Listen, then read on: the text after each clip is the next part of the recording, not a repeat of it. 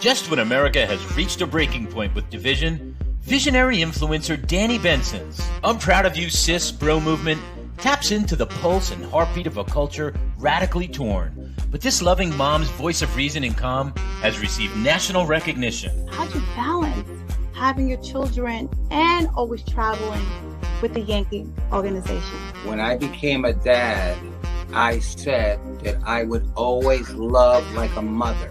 I feel like I have to try certain things or act a different way because I know some people or some kids. So join Danni Benson as she celebrates her special guests on her show and highlights their gifts and contributions to our world.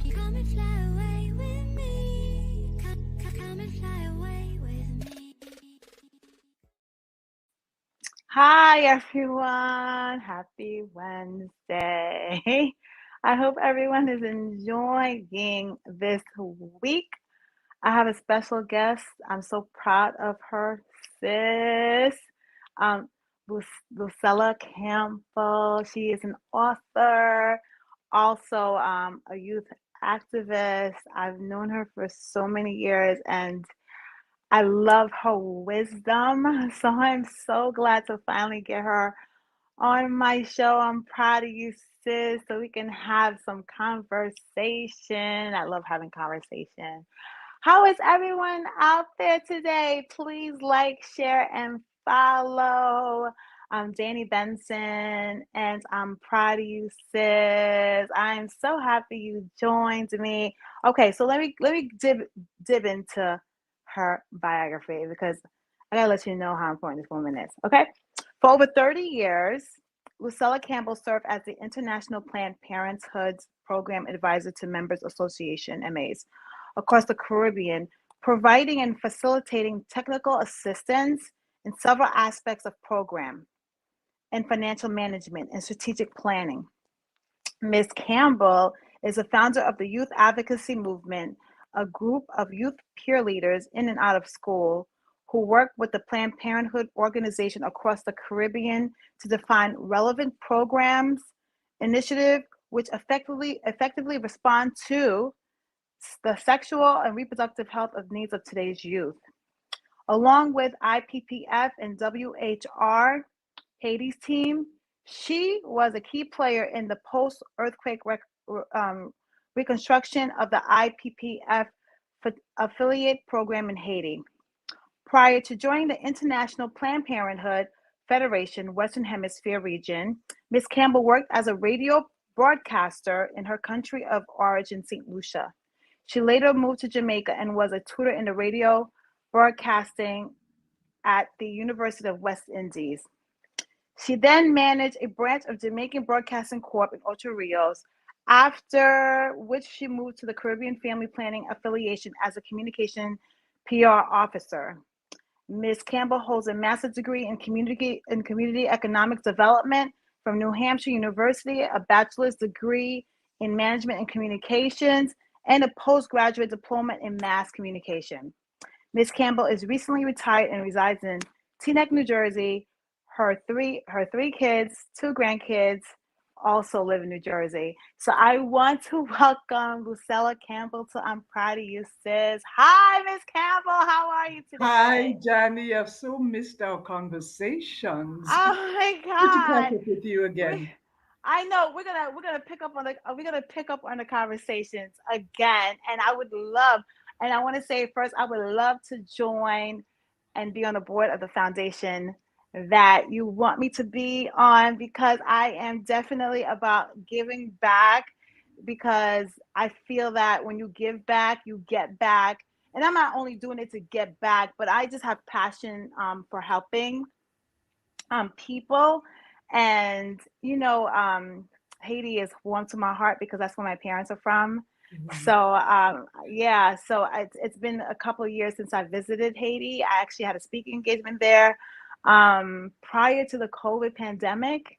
So I have not been there since, but I'm so happy that you are on I'm proud of you, sis. We would so love to have you because that area of work is so important in Haiti. And if we don't just focus on family planning, which is key for Haiti's development or the development of any country, but it's about reproductive health more generally, including gender-based violence and HIV prevention. So having you on our fundraising board to make sure that that work continues in Haiti is going to be crucial.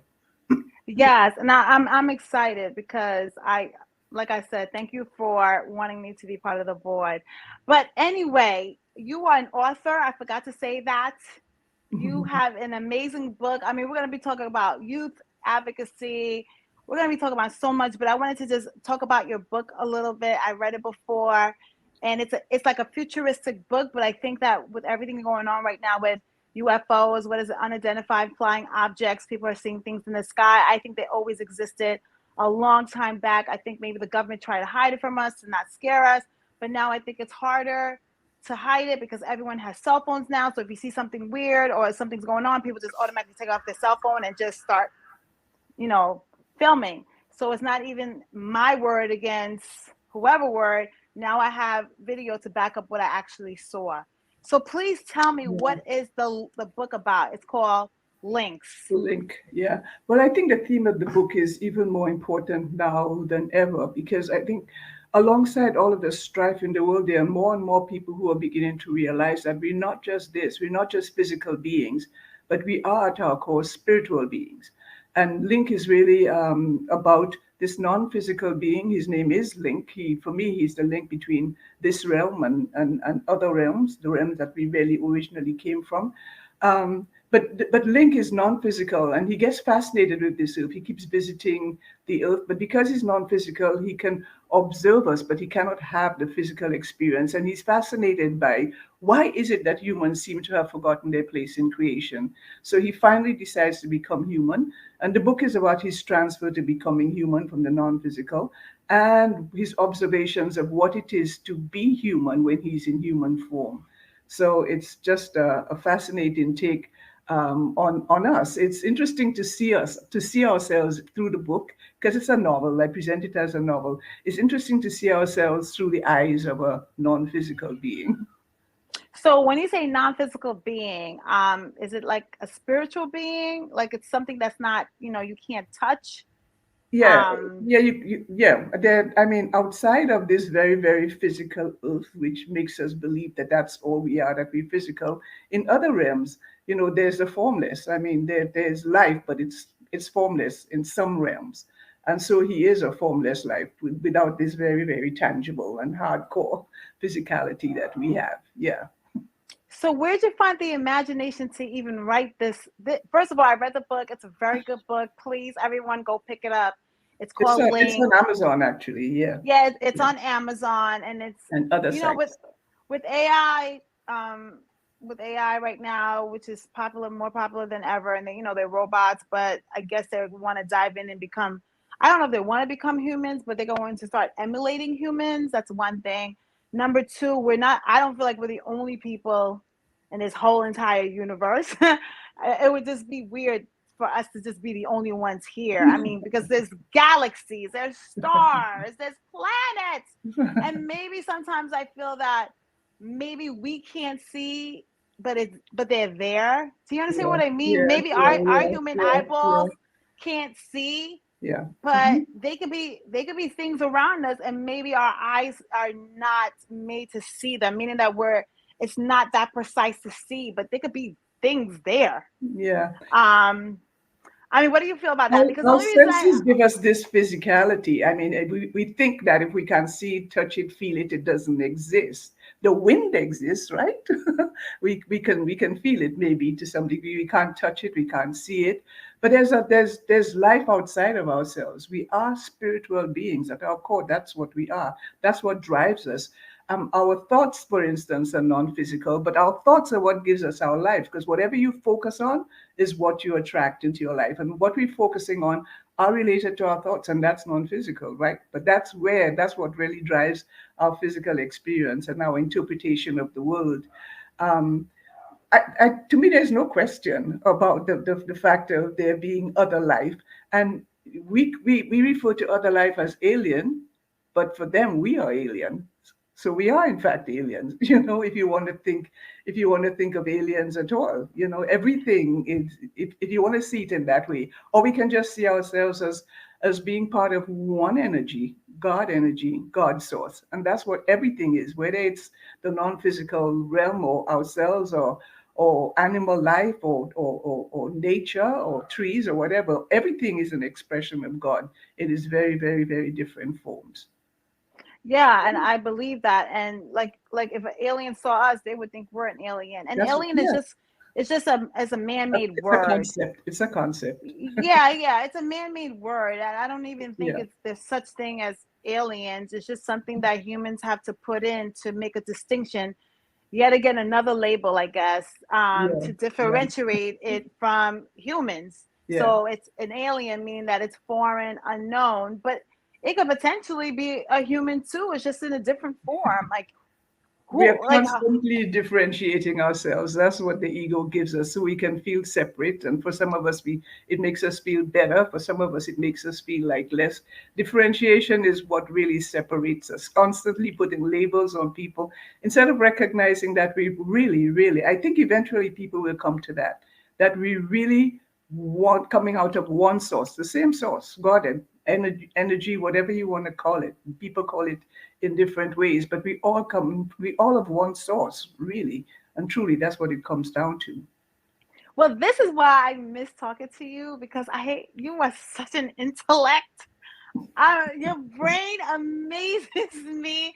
I love the way you think. I just love your wisdom. It's a fresh, intelligent perspective. I think our society is just dumbing itself when humans are intellectual beings. And just hearing you talk, I just miss our Well, conversations lots and because lots and lots more people are thinking that way. I don't want to be seen as different, no, you I know. know, lots and lots of people are moving in that direction. That's why I say at the same point that we have so much strife, we also have just so many people who are coming together, meditating and bringing light into the world and beginning to want to understand and fully dig into the spirit core of ourselves.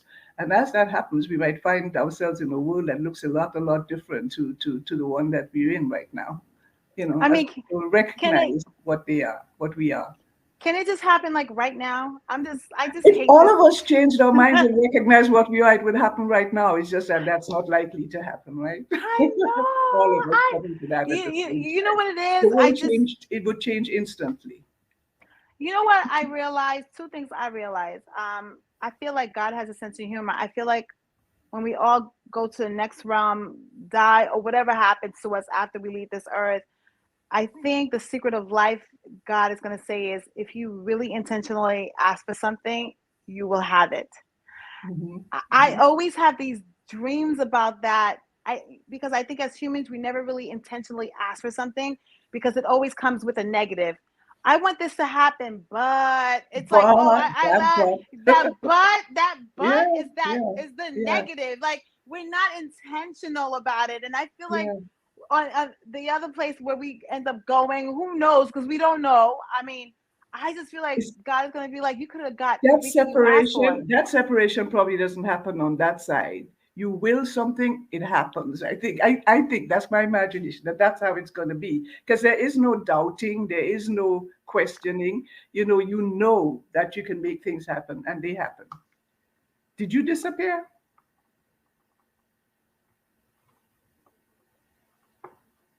Hello, I'm sorry. I'm sorry about that. Somebody was interrupting us. So what were you saying before? No, I was just saying my imagination tells me that when we've transferred from here, because that's the other thing, is the whole concept of death and the fear that we have of death. But for me, death is a transfer to moving to that other side. That other Mm-hmm. side where all of a sudden, all of the walls that we put up and all of the misunderstanding we have about who we are, that drops away, and we certainly suddenly expand into our fuller selves in spirit. And there, what you're talking about can happen more instantly, because we don't have the separations that we put on ourselves on this planet. You know? But that's what I feel like we can. make it happen right now? Because if we know it, why is it so hard for us to apply it? Why do we have to wait to Because be in a different? we've had eons and eons of identifying with being physical. Even for those of us who know it, I really want something to happen, but I still have my doubts. I don't believe it 100% with to move it forward. So that's just eons and eons and eons of attachment to our Hi everyone. Should be right back. This is such an interesting conversation. I mean, we're going to be talking about further about the links. We're also going to be talking about the youth movement, and also we're going to talk about just things that she's been involved in, because she's been involved in so many different things, and that's why I'm so proud of her, sis, because her intellect is on another level. And this is why I tell people that knowledge is power. The more you read, the more information you get, the more it expands your brain. I had a conversation with my kid the other day. My kids the other day was like, get off the iPad, go outside, go live your life. You only have one life left. And as I'm starting to sound like my mom, because when my mom would talk to me, I would be like, okay, ma, I know everything. Okay, whatever you're saying, I'm going to just do the opposite.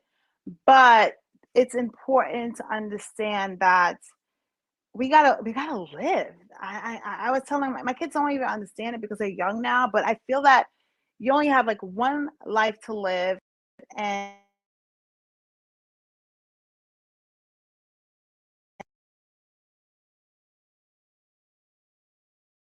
everything that's going on. Like everyone's calling, and my do not disturb did not work today. I don't know why.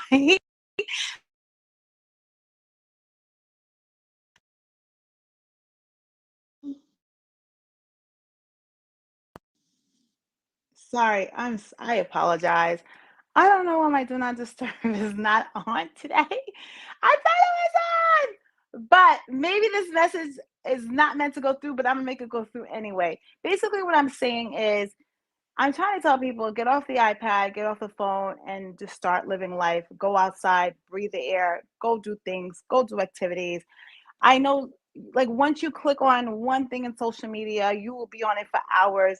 And think about the time that you're losing, your precious time that you're losing, like here on earth. I mean, I just want people to go out and live. It's a summertime, it's beautiful outside. All this like negative news is just like killing your brain cells. It's making you worry, it's making you doubtful, it's making you fearful. Just go out and just be one with nature. Even if you can't do it every single day, at least do it a couple times a week. I have Lucella back on, but she came on extremely small. I don't know why. Please tell me why. Lucella, why are you so small? I don't know if I should okay. Yay! But anyway, go out there and live. Please. Life is it's so short. What we feel is 100 years, that it feels like it's forever. It's not forever. I'm gonna tell you right now. I remember when my kids were born. Now I'm looking at them. They're almost as tall as me. I'm freaking out a little bit because they're probably gonna pass me. So I just want to tell everyone, go live your life. But anyway, welcome back, Lucella. I don't know what happened. Please put on your do not disturb because for some reason everyone's calling right now. Oh, Why? okay. All right. Yeah. But Um, anyway, what were you intellectually saying that was so profound that you need to say it one more time? I think I was at the point where we were talking about the fact that my imagination, and it's more than imagination, tells me that, when we transfer to the other side, all of this attachment we have to the physical that keeps us from, our direct connection with God and from recognizing our spirituality, and that interferes with our being able to manifest things with a lot more instantaneously, that drops away. And we can, in fact, just make things happen when we move to the other side. And that was taking me to the concept of death, which we are so afraid of. But for me, death is a transfer to really moving to where we can be more fully ourselves and more connected to God. So for me, death is not it's not something to desire, because we have our work to do while we're here, but it's not anything to be afraid of, because we move into expansion after, I think. You know what it is? I'm not afraid of death. I'm just afraid of leaving my babies in this chaotic Of course, world there is, without Mama Bear there to like lead them. So I yeah. pray to God every day, like, God, please, these babies None of need us me. physicals want it, especially if I it's going to come know. with pain. So that part of it, nobody wants to leave your loved ones and to experience the pain that can bring. Yeah, if you want, we can talk about the work in Haiti, and we can talk about what some of the stuff that I've done with Planned Parenthood. But Yes, before we leave, Link, I wanted to read this, which is the poem at the end of my book, because it yes. might give us an inkling of what the book is partially about. Just an inkling, Okay. because the book it explores so much. It's called Joie de Vivre. You are creators. The pull you feel is real, a call from your life force to release the chains of fear. You are creators. Feel the joy of the sperm wriggling up to meet your essence in a joyous celebration of creation, a contribution to the universal explosion of unending gifting to the void. You exist to create. Make of life what you will, a tribute to your existence from moment to moment. You want to discover life's meaning?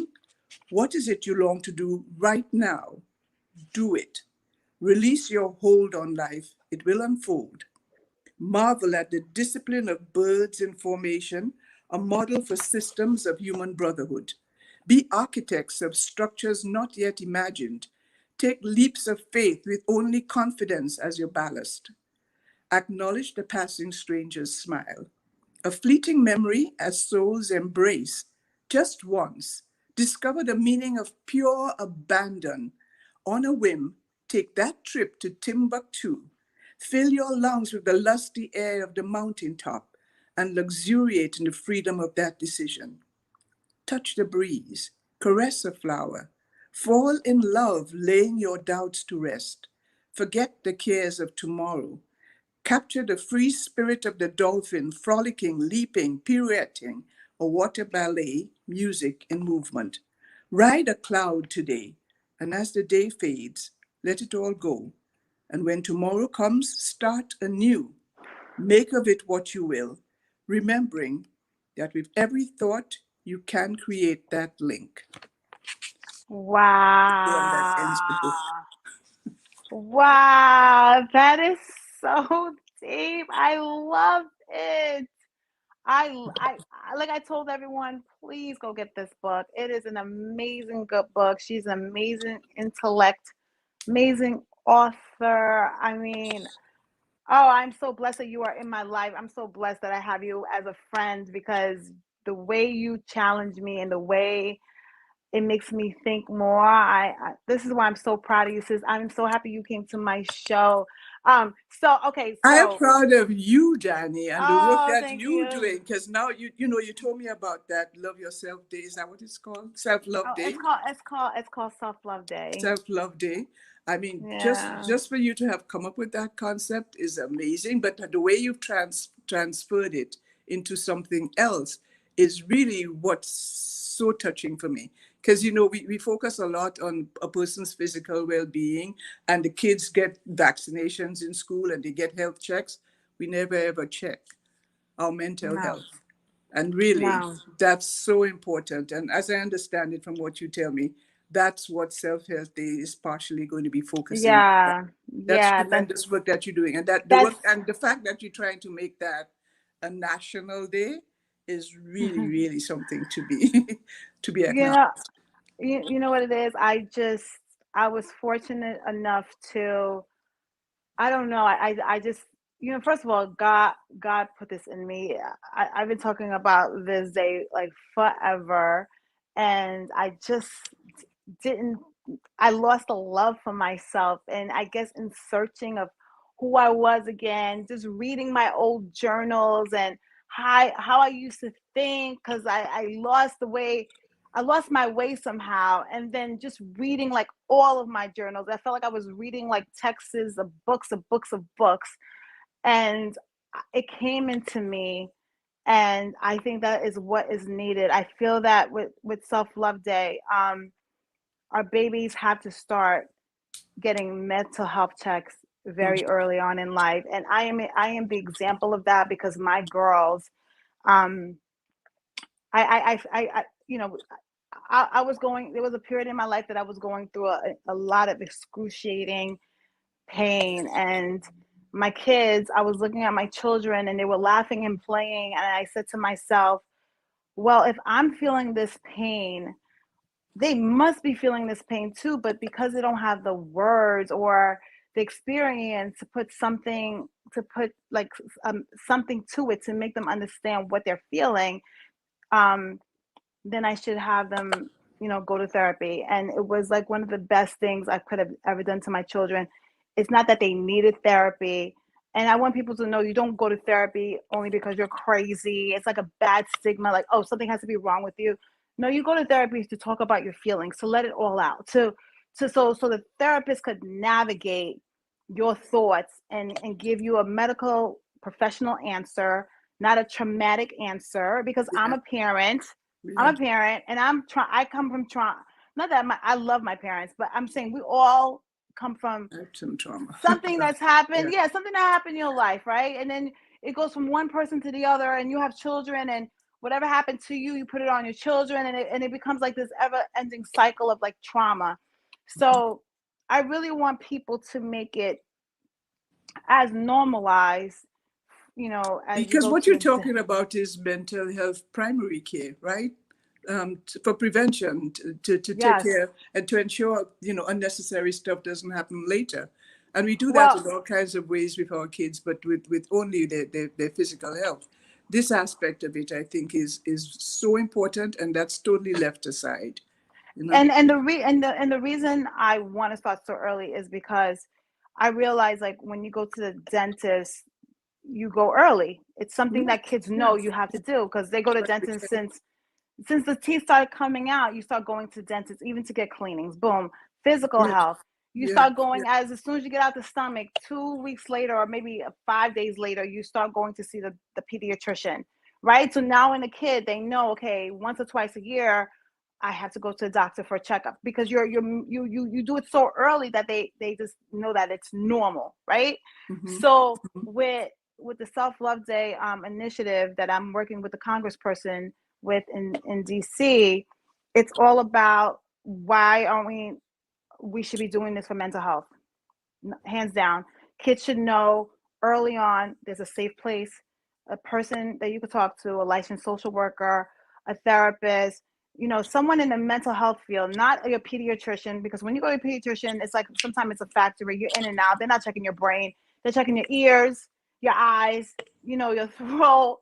It's so weird, but you know what? The brain is an organ, but it's not checked, right? Yeah. It's not really checked until, I don't know, maybe. But Danni, what you're doing though is so important also, because what you're doing is normalizing that, so that it doesn't become something that is that people veer away from, because it's normalized now.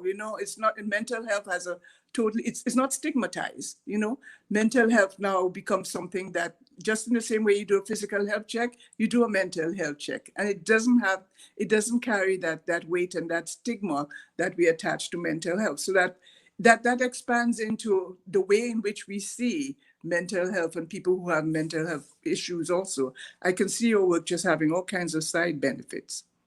Well, that's why I wanted to talk about the youth, because the youth has the highest rate of depression right now and suicidal thoughts. And it has to do with, of course, the post-pandemic, and also it has to do with social media. But everyone will be right back to continue to talk to Lucella Campbell about this serious conversation. We'll be right back.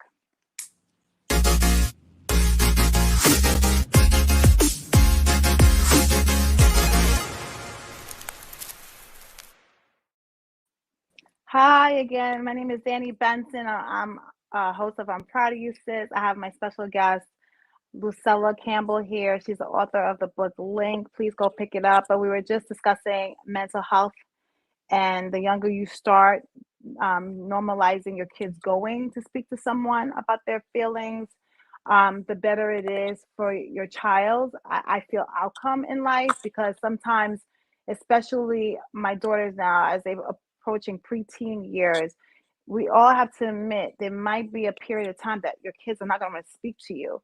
But if we can normalize them going to speak to a licensed social worker, a psychologist, um, that maybe if they don't want to speak to you as a parent, they can say, okay, mom, can you make an appointment with me with so and so, because it's more of a doctor to patient conversation, and maybe your kids are not ready to share something with you, or maybe they feel that you're not going to understand, like the song Parents Just Don't Understand. So the earlier we can have our kids go to these professionals, the better outcome I feel that our kids will have in navigating this world called life. Because we know that in life, things are going to be difficult, things are going to be hard. Our kids are like laughing and playing, but the first time they fall, they say it hurts. And some parents will say, because my kids are, they go to therapy from time to time, shut up, go to your room. It's not painful. But my kids' therapy would say, let your kids go through the pain, and let them be able to express their pain. Because the reason our society is the way it is everyone is stifling their pain, because we were taught to, when you're in pain, shut up, go upstairs, shut up, stop crying. So we were taught to not express our pain, not express our feelings. And if we express our feelings, there's something wrong with us. We are weak. We are, especially like in men. And I think our society has come to a breaking point right now, that there's so much emotions that is bottled up. Facilitating our kids having a place to go, because there's so much that comes up for kids and they have no outlets. They have no outlets to their parents, because a lot of kids can talk to their parents, but there are a lot of kids who don't have that connection with their parents. The parents are like, they're overlords, they're supervisors, they're people who, they're disciplinarians, or they're different kinds of parenting experiences. They can't go to their teachers. If they go to their friends, they don't necessarily get the right kind of Advice. advice and direction. And so really just having people in place who are well trained to answer those basic questions that kids have. And it can be as simple as ever, or more complex questions, but having an outlet becomes so very important. And we saw that really during COVID, because COVID just really brought out, at all kinds of levels, the multi-complex relations that people have when they were stuck together in the house, and for the first time discovering all the nuances of these personalities that they had to adapt to and adjust to, and kids being thrown into a home with no kinds of outlets. Oh, it's become just so important for kids to have that kind of outlet. And that's this is moving in a different direction. But that's why, as part of my work when I was with Planned Parenthood, we really put tremendous effort on training young people as peer counselors, training them to be able to have those conversations with their peers, because that could be another outlet. Sometimes kids feel just a little bit more comfortable going to their own age group, if they know there's somebody there who's trained and who understands the importance of keeping of making sure that that what is shared with them is confidential, but they're trained to provide that kind of, to be an outlet, and to be a feeding board for their peers. That's so important. And it's interesting, and kids really want to do that work, because that's something that I started like just well over 30 years ago, and it continues, just because for the kids it's so important. Not only does it allow them to be of service, but it allows for their own personal development. It's amazing to me when I look back over the years, and I run into the kids who are part of this program, how many of them have become professionals, doctors, politicians, community leaders, all all kinds of activism, etc. And they say that it's only because of their participation in the youth advocacy movement that they were able to develop and move in that direction. In fact, a young man was saying to me not so long ago that if it wasn't for the youth advocacy movement, he probably would have ended up in jail, just like so many of his friends. So I'm just saying, as many outlets, but trained outlets as we can find and open up for young people to have normal conversations and have outlets for, for the questions that they have. To the extent that we can facilitate that, we're really making a difference on the planet. Yeah, I mean, if we could save a life, that is one life that is so important. Because the youth is so much information being thrown at them right now. It's overload. I was fortunate enough, and probably you were. I was able to be a kid for a very long time. You know what I mean? Like the outside world, I didn't really know it really until I don't know. I think when I was 16, like I don't know. That's probably like the first time I touched a class in school. That's when I realized what the outside world was. I was like, oh my God, you can do this. But I was like 16 years old. And I think of kids now that's starting earlier and earlier. And I don't know. I just feel like it's like my mission to do the mental health, because I know the higher a self-esteem of a child, the higher places that they will go in life. The better you feel about yourself, the higher you will go in life. And why shouldn't every kid of every background, color, ethnicity, race, we are all humans at the end of the day. I don't like all these labeling really doesn't matter to me, because I first see a human. Mm-hmm. Mm-hmm. So we are all on the same team. I don't, all the labelings that we use, like our color of our skin, color of our hair, our gender, Those need our to drop it. race, our religion. Okay, what do we have in common? We are all humans, Yeah, that's what we right? started off with, right? We're all human and all part of the same source. Same source. The same Yeah. source. And that's One. what I don't know why we make this so complicated. I don't even understand why people don't understand that it does come. We all come from the same source. Because who do you think made me? Yes. Yeah.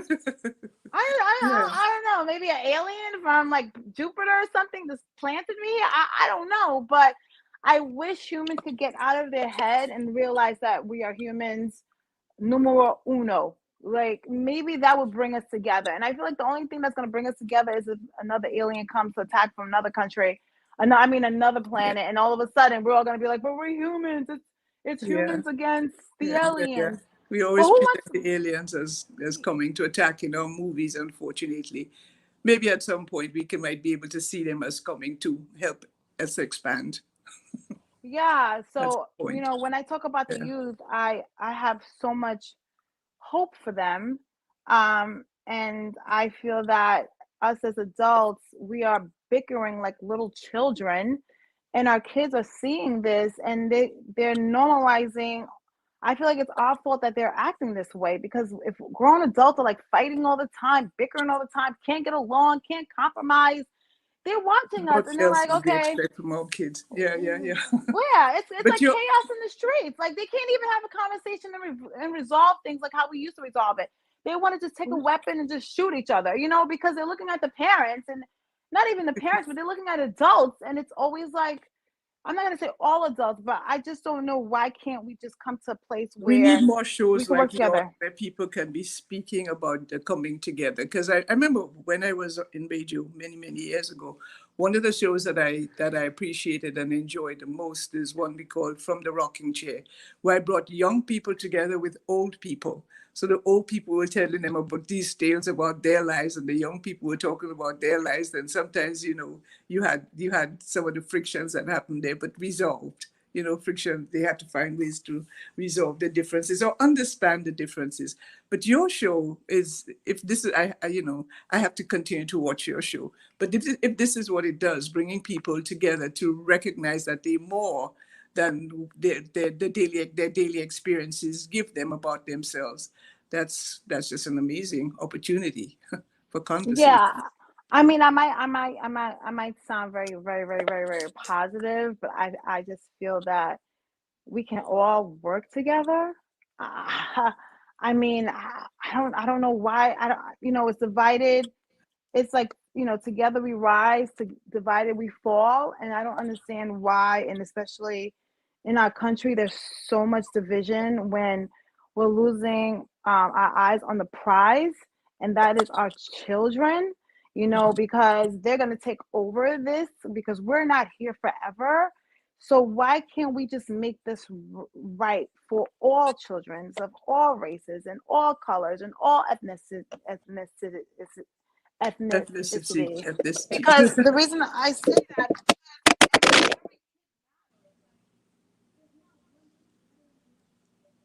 I can't hear you. I said every kid matters, right?